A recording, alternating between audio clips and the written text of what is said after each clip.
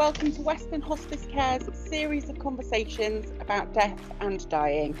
My name is Jen Wakefield and I'm the Family Support Team Manager at Weston Hospicecare.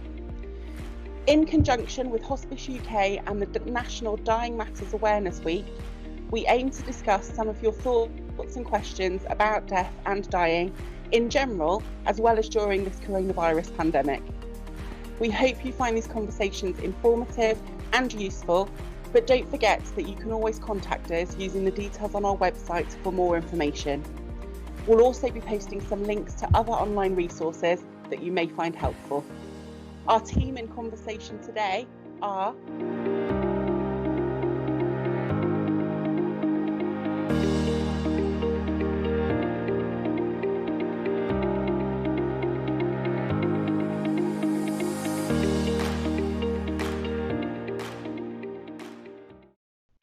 Well, initially, I'd say that it's about getting through it rather than getting over it and doing things which help you in the first instance. Firstly, engaging in things which help to make it real. Organising the funeral. Talking to people who knew what happened can help you take a situation which feels unbelievable and start to make it feel a bit more real. Talking is a very important thing to do. Many people will find it helpful just to talk through everything happened and how they feel about it. And this can be a really important part of the healing process. Getting support, sharing with other people who have experienced something similar, or simply talking to somebody, a friend, another relative, or a professional. Finding some balance, getting a manageable balance between being with people and being on your own.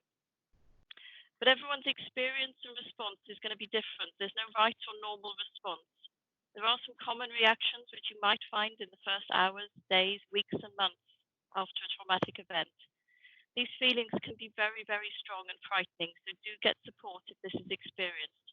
It really can help to cry and to talk about, or even rage.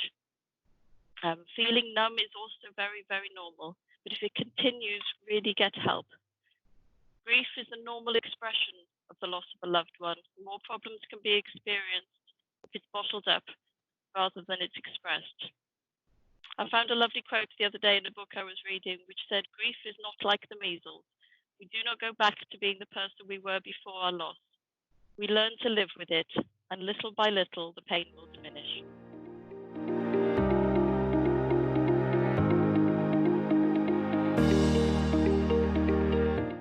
Gosh, this is a big question, and one that often comes out when people have experienced such a shocking experience. It's a really hard question, and there is no easy answer to what is a difficult question. Often when we're shocked and stunned by events, we look for someone or something to blame. If people have a faith, often they question their beliefs and blame God, and you hear that quite often. I think, again, the key thing is to just be honest, talk it through, find somebody who you can trust, not to respond by saying that it's all right and you'll get over it, as sometimes people do, but simply find someone who you can be honest with and share. Anger is such a strong emotion to bear, it overwhelms people. And as Mary was just saying in the last question, talking about feelings, just getting it out of your head and your heart can really help. So please find someone to talk to. There's another a little line that says, "To love is to risk the pain of parting, and not to love is never to have lived." And it feels as if this is very much what people are saying when there's a shock and a sudden episode like this. It feels such a risk to have loved someone, to let go of them so quickly.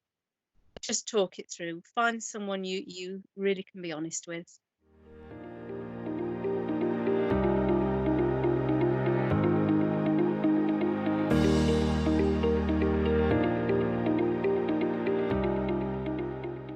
It will actually always be part of their story, part of their history, but it doesn't have to be the defining part of them and the only thing that anyone will ever know about them. You can get help by encouraging them to talk to you or to another trusted member of the family or a friend or a professional counsellor. Getting help yourself to deal with it can also help them to deal with it. They see that it's okay to ask for help.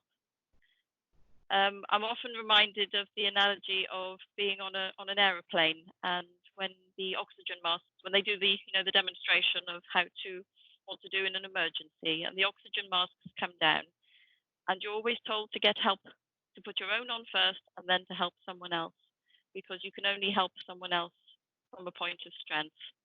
So get help yourself, talk to somebody, and then it's most likely your children or young people will be encouraged to do that as well.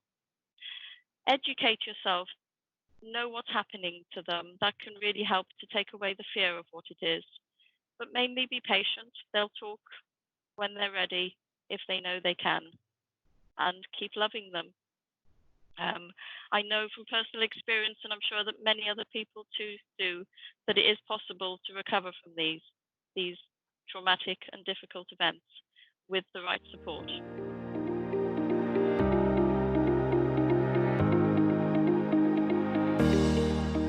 I think I'd say that all bereavement can be difficult. There's many similar features between a sudden or traumatic death and an expected death. But a sudden death can feel more unreal and take longer to absorb. There can be more aspects that you don't know about or that you don't understand. And some of the adjustment can be in time accepting that you're not going to know everything that you want to know. People can often experience nightmares and intrusive images and very, very strong memories. If these happen, they should lessen in time, but if they're becoming really intrusive into your life, talking to somebody, often a GP is the good first person to go and talk to, and they'll put you in touch with other people who can help. But as with all bereavement, I think talking is probably one of the most helpful things to do. That really does just help get some of those images and those pictures outside of your head, and to share them with another person who can hold them.